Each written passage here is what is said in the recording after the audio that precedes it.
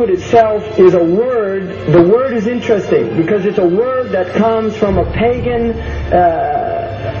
Hollywood is the holy wood, and it was the wood that the magical wands were made out of in the pagan sorcery, magic.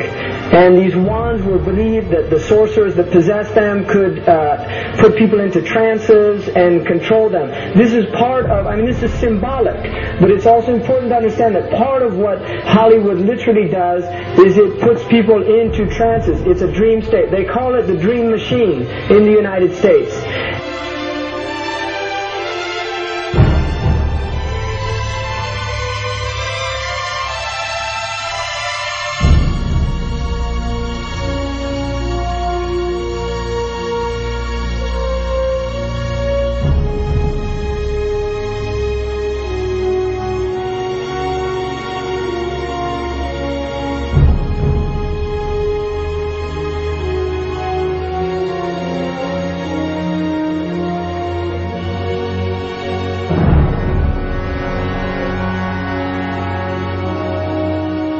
And it creates fantasies for people. It puts people into these things. Now, one of the things is interesting that in the part of what's done in movie theaters, in darkened rooms where people watch television, is literally a trance state that occurs. What's called suspended state of disbelief. You enter into a state, you suspend your disbelief and enter into a state whereby you begin to believe what you internally realize is imagination. It's falsehood. Films are magic. It's just magic. You go and you watch these things and people get caught up in them. People cry during films. All this catharsis that takes place in these things.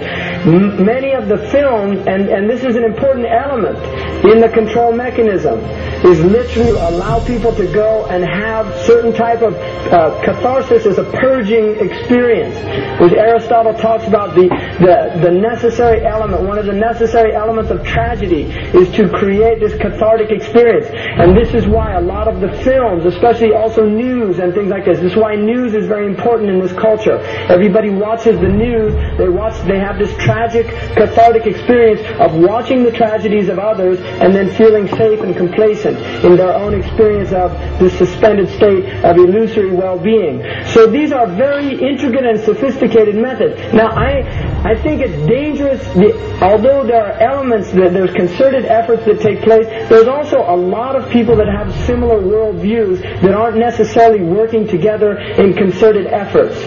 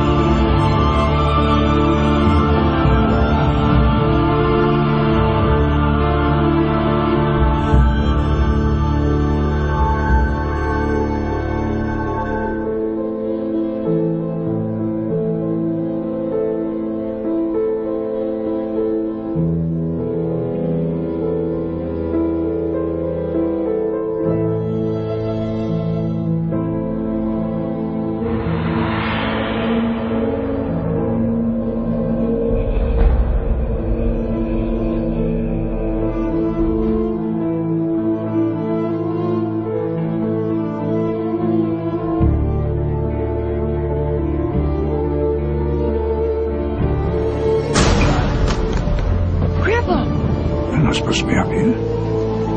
Looking at that? I just wanted to know. No. You're old enough, I suppose. You should know the story.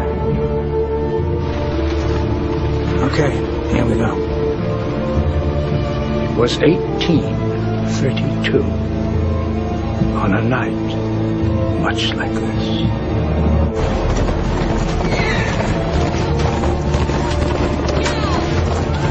Charles Carroll was the last surviving signer of the Declaration of Independence. He was also a member of a secret society known as the Masons, and he knew he was dying. He woke up his stable boy in the middle of the night and ordered him to take him to the White House to see Andrew Jackson, because it was urgent that he speak to the president. Did he talk to him?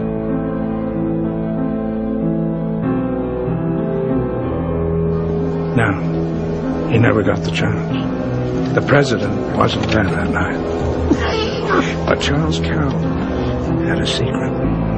So he took into his confidence the one person he could.